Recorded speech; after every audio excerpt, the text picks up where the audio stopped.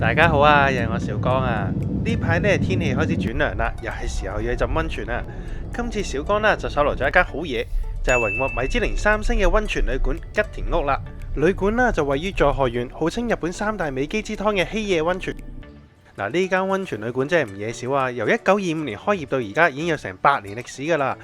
今集啦就帶大家一齊開箱探究一下呢間百年老店當中有咩原因可以8年屹立不倒，有咩引人入勝嘅地方呢？旅館啦就設有免費停車場嘅，自駕遊都冇問題。停車場呢就喺旅館正門旁邊嘅啫，非常之咁近啊！唔自駕遊嘅話啦，自己搭車都冇問題，可以搭 JR 喺武雄溫泉站度轉乘今年先開幕嘅西九州新幹線，喺希野溫泉站度落車。旅館啦已經提供咗來往希野溫泉站免費接送服務噶啦，不過啦就要提前同旅館預約好時間嘅。喺日本浸溫泉主要分為日歸溫泉同速泡溫泉啦。日歸溫泉顧名思義即係即日來回唔會流失嘅溫泉，費用一般都會比較平嘅，大約幾百至1000yen左右啦。而速泡溫泉即係平時所講嘅一拍兩食，留宿一晚，晚餐加埋早餐，費用雖然比較貴啦，但係早晚餐嘅料理呢一般都會較為豐盛噶，成個溫泉體驗亦都會更加圓滿。今次呢間旅館啦，除咗可以速拍之外，同時亦都有提供日歸溫泉嘅。預算有限嘅觀眾啦，可以多一個選擇啦，體驗一下呢個遠近馳名嘅美肌之湯。嗱，首先睇下吉田屋嘅大堂先啊，大堂有足夠嘅座位同埋休憩空間噶啦，裝修上面呢都有驚喜嘅。和式木建築保留咗傳統嘅氣息之外啦，同時都加添咗現代藝術嘅元素。旅館啦，大廳以柔和嘅光線為主調嘅，同時都展現咗日式傳統嗰種休憩恬靜嘅風格啦。其中大廳啦亦都放置咗一個傳統嘅古暖爐，冬天嘅時間圍住佢，增添咗唔少暖意啊！嗱，職員啦就會 check in 期間提供一啲迎賓嘅飲料嘅，咁凍天你會記得揀翻杯熱薑茶暖一暖身啦。然後職員就好有心機詳細介紹呢間旅館啦，即係包括一啲旅館嘅設施啊、營業時間啊、用餐時間啊，同埋私人溫泉預約嘅時間等等。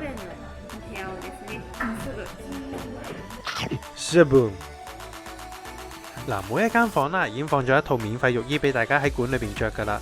不過如果你對浴衣款式有要求嘅話啦，就可以喺大堂呢度租借其他款。嗱，連木屐都有得揀噶。嗱，check in 咗之後啦，職員就帶我哋去客房啦，再詳細介紹客房裏邊所有嘅設施啦，同埋使用方法，非常之咁貼心啊！嗱，呢度啲客房啦就唔係用紅馬牌去區分嘅，而係用唔同嘅植物名咧去做客房名嘅，好似係呢間房咁樣啦，我哋就叫做木蓮。榻榻米嘅主廳呢非常之咁寬敞，而且設備咧都齊全嘅，房裏邊都有足夠嘅空間啦，打開篋都冇問題嘅。房間啦已經有梳妝台噶啦，風筒啊、洗面啊、護膚產品咧都有齊晒噶啦，仲有個細雪櫃添，不過呢就應該用唔上。咁樣嚟到開門，跟住首先呢度係一個沖涼嘅位置啦，咁有個蓬蓬嘅花灑啦。咁上面呢已經有一個毛巾準備咗俾你噶啦，咁啊亦都有傳統嗰啲咁嘅粒粒燈啦。咁然之後呢，佢話呢個浴缸啦叫做，咁呢佢有3種水揀嘅，咁凍水、熱水同埋溫泉啦。咁溫泉呢一開出嚟呢已經係90度噶啦，咁所以呢，大家浸嘅時候呢就要小心一啲，咁啊唔好一開就開呢個，或者要避開嗰個水源啦，如果唔係就辣親噶啦。咁就咁睇落去呢都幾乾淨嘅，係喺呢個叫做開關嘅位置啦。咁可能因為有啲泉水嘅關係啦，好似有啲鏽蝕嘅，即係好似有啲磨耗咁嘅跡象咯。但係整體嚟講都舒服嘅，乾淨嘅。好，閂翻門先。介意同其他人浸浴嘅話啦，或者有紋身就可以選擇喺房裏邊浸啦。而側邊嘅廁所啦都好整潔嘅，合格。衣櫃，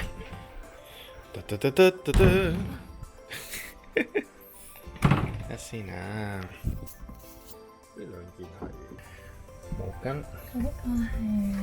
呢個就浴場用。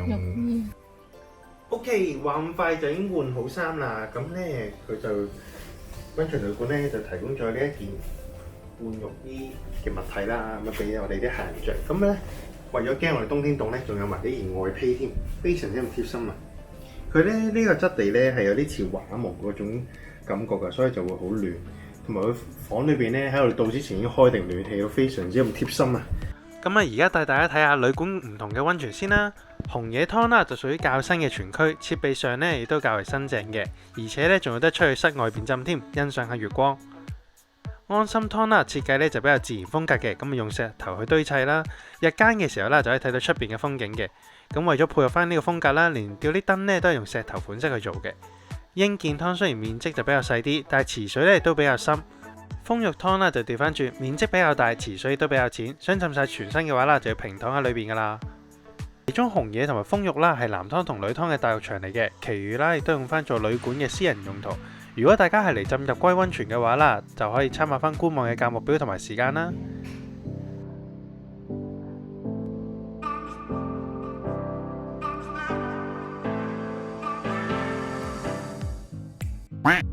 嗱，我當係1泊2食嘅套餐啦，已經包含咗1節嘅私人溫泉噶啦，咁可以任意揀一個全區嘅，免費使用45分鐘。而基本上啦，每個湯屋嘅水質咧其實都一樣噶啦，係設施唔同嘅啫。另外咧亦都有岩盤浴咧可以揀嘅。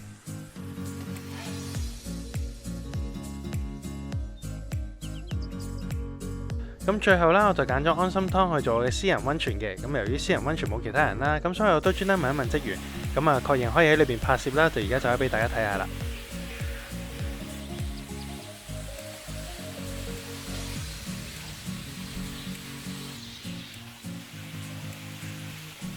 浸完溫泉之後啦，咁其實距離晚餐呢仲有些少時間嘅，咁我哋就去咗溫泉旅館隔離嗰間小商店度行下啦。話就話係溫泉旅館嘅商店啦，但實際賣嘅嘢呢都好多唔同嘢個噃，就好似一間文青嘅商店咁樣樣。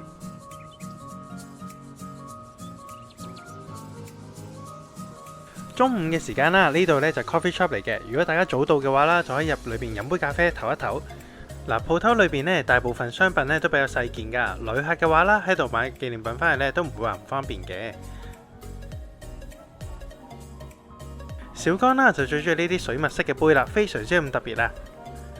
除此之外啦，其實仲有其他小家品呢可以俾客人揀噶，你又最中意邊款呢？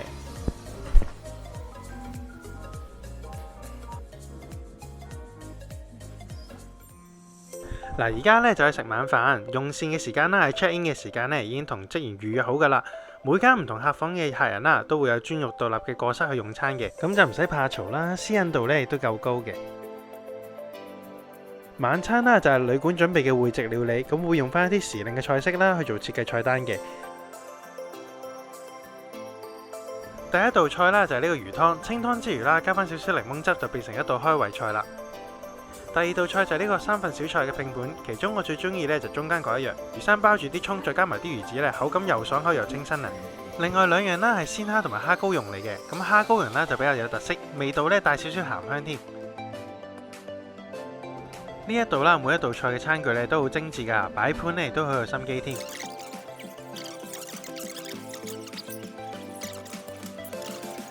成餐飯啦，連埋甜品呢，total有10道菜，每一道菜啦，無論外形啦、味道啦，都好有心機噶，全部呢都襯過晒噶。咩佢啲肉，佢唔會話揾啲粉皮炸到厚一厚，然之後得少少蠔俾你嗰隻。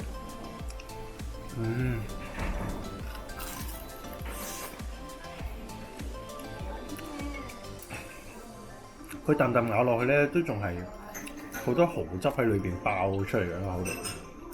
我要食第二隻，同埋個擺盤都好有心咯。其實佢每一樣餸都，你有冇發現咧？佢每隻碟都唔同形狀嘅。佢全部有移晒。之後咧就到呢個用好薄嘅白蘿蔔捲住嘅壽司啦，味道啦非常之咁清新啊！食完炸蠔咧就啱啱好啦。最後啦就輪到呢個甜品啦，職員呢就話係星級甜品嚟㗎，原來咧係南瓜布甸嚟嘅，布甸上面咧放咗一啲柿肉嘅，帶嚟一啲果肉嘅口感啦。雖然話係簡簡單單一個布甸啦，但係稱得上星級甜品，絕對唔係普通貨色啊！質感啦就比較綿實，甜度咧亦都啱啱好嘅，越簡單嘅嘢就越顯功架。成個食飯過程啦，職員咧都好似計過時咁樣樣，基本上啦每食完一樣咧就會有下一味餸噶啦。職員嘅服務態度超好啊，搞到我都有啲唔好意思啊！下下咧都90度鞠躬，又向我解釋每一道菜啦，非常之有滿意嘅用餐體驗啊！返房之前啦，大家可以去旁邊嗰間足浴酒吧嘅，一邊浸腳一邊飲下酒。無論燈光啦、情調咧都好似酒吧噶，而且咧你哋可以淨係浸腳唔買嘢飲都得噶。呢度嘅職員啦就會主動走過嚟幫手遞毛巾俾你抹腳用添，非常之咁貼心啊！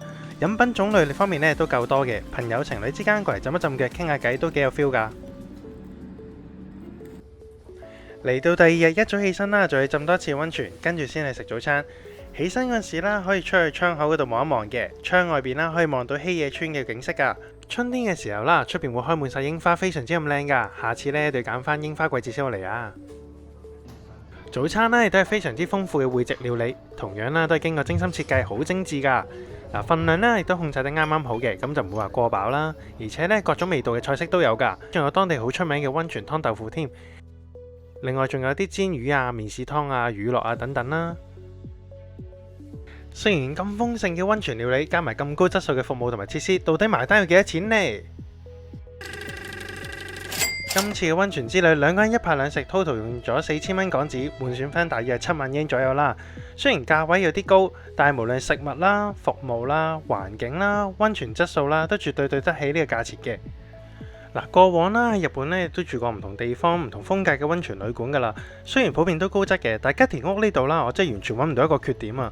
如果話日本嘅服務態度係世界級嘅話啦，呢度嘅服務態度簡直可以話宇宙級啊！行過百年嘅時光嘅旅館，帶點復古之餘呢，亦都有啲時尚雅致嘅感覺嘅。堅守翻傳統嘅特色之餘呢，亦都係跟翻時代嘅步伐去轉變。米芝蓮3星的確唔係浪得虛名啊！